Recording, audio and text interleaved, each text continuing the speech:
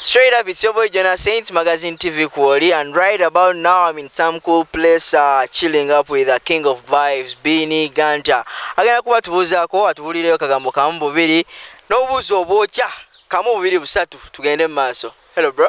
Hello bro, the cool place is called Amari the Palace, is where Gunter is found. Yeah. You're looking so fresh, chichi. Thank you man. I give thanks Almighty kubanga katonda ne mchala wange bandabirira ate nammwe bafani munjagala nnyo. So yeah. Who is behind the styles, cause this kind of look is so fresh and you know? It's Gunter. Soko mulise kumbonga ndozo okuva wansi the Gunter label and yeah. You know? It's basically Gunter, you know. Yeah, Gunter fashions, yeah. Anyway, kulika baby. Oh, webale si man. Because it's been a while nga sikubuzaako kukulisa kintu ng'ekyo. Yeah. We give thanks to Almighty. A child is a blessing. Yeah. Okay, straight. I want us to hit about the music kind of. Beenie Gunter, we heard that while you're releasing the album mpya, the Elevated album, can you at least briefly otuweko kamu ku buntu bwoba otugamba oba otunyonyolako ku album eyo? Elevated album is out right now online. Elevated album is inspired by God being at the forefront of Beenie Gunter's everything in life. If you remember in 2020, a lot of things happened. So I decided to take it all back to studio and record music and then try to talk to my God and then also try to tell myself no kuraba future. So the things that we sang about in 2020 are actually the things that are happening in this time. Your album, it is a living proof of life. Why was it definitely Rachibajita Elevated album? Kubanga we are elevated. We're checking obulamu bwaffe ebintu bye tukola right now biri elevated. Kati ndi tata, I'm elevated from a boy. I'm a man, yeah. So kat now I'm a CEO of Gunter officially, and I'm elevated from just being a managed artist. So now I'm a company owner in an office. When you check the album, the music, we took all a sound is different from the No Fear album. It is elevated same way. When you check our faith in God, it's different from when it was that time. So we are all elevated. When you check in our minds, like mindset, ebituvamu, inspiration and all of that is elevated. So that's why it's called the Elevated album, because we up. The Elevated album is comprising of how many songs? 21 tracks. 21 songs. Yeah. And abantu bangi bali bweru bagamba Beenie Gunter aina style jatukubira ey'olupatwa and Sakain hits up their minds and ears. What's behind that okubanga you came up with your kind of style lupatwa throughout and owuliramu kagambo kamu bubiri omuntu kali badde agamba nti ategeera obanga oba Oluganda ng'obwo? Just gamba abantu abamu sinti buli omu tategeera ekitegeera. It's just abantu abamu lwakuba lulimi, but that's my style and that's what I can do best. Yeah. Definitely. Why have artists decided to start this year? Oh, we are amidst the year. Lwaki basazeewo kubanga guno omwaka bagutambuliza nnyo mu albums? Because we had Spice's album, waliwo ani?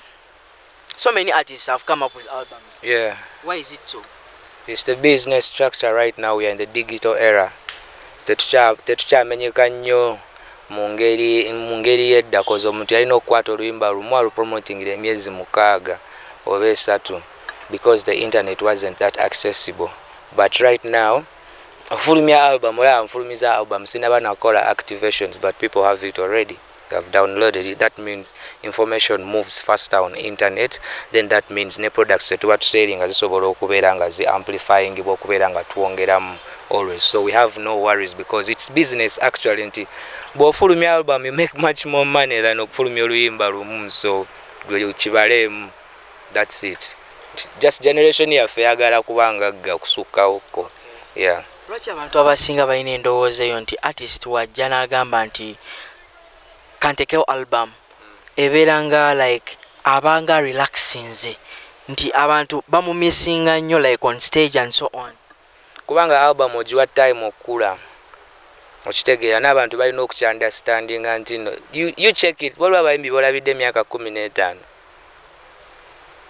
naye ku myaka 15 gy'omulabidde akyakuyimbira oluyimba lwasooka omulaba ku mwaka ogumu gwe bamumanyirako paka. So kitegeeza nti nebeera catalog ya music, okitegeera ebeera album y'ebifaananyi whereby nti ogenda obikkula always, okitegeera. So circle down will always be circle down, no letting go will always be no letting go, pawn me will always be pawn me. So kiba kitegeeza nti ndina kgenda nga nyongerezaako bwongereza so that nti bwe mumpita mu stage nsobola obbayimbira hits 20 nondako bulonzi nyimba zenyimba according to the show. So that's the idea of doing albums, nti otekayo music abantu ne bamufuna ne bamu digestinga bulungi, buli omu naafunamu their favorite, nti bw'otandika okugenda okukola shows n'okushootinga videos and promotion already nti you released music prayer, okitegeera. Yeah.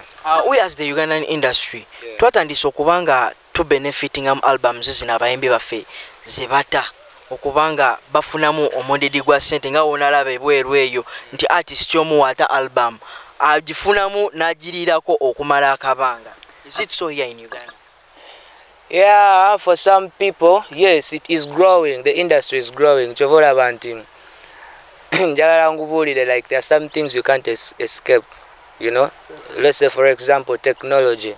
N'abayimbi ne industry buli omu asobola okiraba nti ffe we twatandikira okuyimba urban music bali batugamba ebyo tebijja kukola, okitegeera. But right now it's turning out we are the major artists and it's not going to stop, because bali bafuna so many views because of the music that they do, because of the language, because of the vibes. Nti Nigeria ayimba oluyimba nga nawe ogenda luvibingira ku bwokebera mu playlist yo ojja kwesanga njogera mazima nti olinamu mo urban music mweno generation yaffe, kubanga kati ffe tuli ba .com, okitegeera. Ffe tuli ba .com, tuli ku online, tuli ku WhatsApp, tuli ku Instagram, tuli buli wamu, okitegeera. So kale kiba kitegeeza nti tulina access wa music n'ebintu ebyakabye nnyo ebiri to the standard, first standards, ate ebitu inspiring bye tulabirako naffe okukola ki okuzimba ekyaffe. So by all means abantu tebasobola kulemesa technology, ate by all means music alina okukyuka, oba baagala oba tebaagala, alina okukyuka, kubanga at the end of the day bojja kwesanga nga abantu abalala bakivaamu, cause kati ndowooza olaba abanigeria bajja ne bayimba ne mu clubs before kyabeeranga kinene nnyo omunigeria omu okujja, naye kati omulala bajja ne babeera nga n'abalala tebakimanyi nako, naye ate still abakimanyi ne bakola ki ne bagendayo. So industry weetyo weetuuse nti kati bya internet, nti omuntu asobola okukola ekivulo n'akipromotingirawo ku internet n'ekiggwa. Yeah, yes, of course, and there is money in that. So tukitunuulidde ffe essaawa zino tugamba bw'obeera ng'osobola okufunayo kano bwe kati, how about ng'okyongeddemu emyaka 5 oba emyaka 2, because we have seen artists be here for 20 years. So we are planning for our years. Yeah. Many artists think that them being on stage is the only way making out money. That is very wrong, man. that is clothing's money and feeding money. Like okubera ku stage just kwambala kulia gwe expensive ebintu ogimanyi sente meka ze basasula ku stage ziri gundi tezigenda kugula ttaka such like that. So ezo sente just zibeerawo nti kukwongera na ku restructuring bintu byo, okitegeera, kweorganizing, because music is business, man. Music is business. Abantu bakola mirimu gya ku influencinga, abantu babeera of course brand ambassadors, ne bakola ebintu ebirala ne bekolera businesses endala ne batandikawo. Tulina Gunter ku merchandise, olaba Shiba akola Shiba gundi akola holic pads, alina gundi eryato lye. So it's business, ebeera platform ekuintroducinga, ekugulirawo supermarket yo noonya byoteekamu okutunda, ekitegeera. So kyobola nti for omuntu asobola ki understanding lwaki nti Beenie ajja ate n'asirika muko somehow, okitegeera. It is because tugenze kukola investments, nti twafuna erinnya kati katuorganizing abafaani baffe ekintu kye bagenda okusangawo nga kya forever, si kujja just munjagala muteeke mu gundi buli kaseera. No, waliwo n'abalala balina okukola ebyo, okitegeera. Yeah. Beenie Gunter, are you still under a management? Because emabegako twalabanga you had thrown back the Talent Africa management. Are you running some other management over? Yeah, Beenie Gunter is basically under Gunter City Empire management. Yes, Talent Africa, we're no longer under Talent Africa, but we are friends. like we're business partners same way tulina ne events zetugenda okukola awamu. It's just business into growth nga we mbadde nkyogerako, yeah. It's growth, and then it's also something the industry has to learn that ekyo kirina okubeerangawo nti mu powers oba mu bufuzi oba anything, yeah. There is always time for growth. Abantu ne bakula ne beeyongerayo ate mwe baba bagruminze muba mulina okukola ki okuba supporting okubanga mwe baba bakuza. So it's not supposed to be a war. And then at the end of the day, you know, tuli mu industry okitegeera tuli mu industry it gets funny when abantu abali mu nyumba emu mutandika okulwana okukonagana okitegeera kubanga mukyalina emyaka mingi. Nze nkyalina emyaka mingi gyerina okukola ne Talent Africa ate naye erina emyaka mingi gyerina okukola neki ne Gunter okitegeera. So it's just business. Yeah. Okay, Beenie Gunter, what's the psychology behind because I'm seeing very many Ugandan artists are running club business. Chichiche chiriawo kubanga mwenyigidde nnyo mu issue eno y'amabala. Like as for now we are here at Amari Palace and I saw your post on one of the my handles nga you're announcing some nights at Amari Palace, this place exactly. So we would like to know abayimbi ki bettanidde nnyo this club business, because I think COVID opened our eyes a lot. Before, so get on behalf of other artists, I'm talking on behalf of the business. I think before it was more about excitement for a lot of artists and then the lights and all of that. And then Katindo abayimbi bachi realizing that checking out in other countries, actually artists are making a lot of money. Ate abana Uganda maybe zetanaba kutapingamu. So we're just borrowing ideas of business structures. If people are coming for you, doesn't that mean now solo kula no zimba au bakubooking ila wenyini? Doesn't that mean that now solo kwetegeka musho? Yes, so that's what we are trying to do as youths, because all of in industry ya generation ya abato okitegera nti kati atefe to respecting ate twasangawo ate twagala ki respecting more by doing better. Yeah. So I've been posing this question to a number of artists. Yeah. What do you think about the Ugandan industry okufuna omuntu abagikulembera? The Ugandan music industry. Omuntu abagikulembera. Like capable leaders. Nze ndowooza all we need is one love.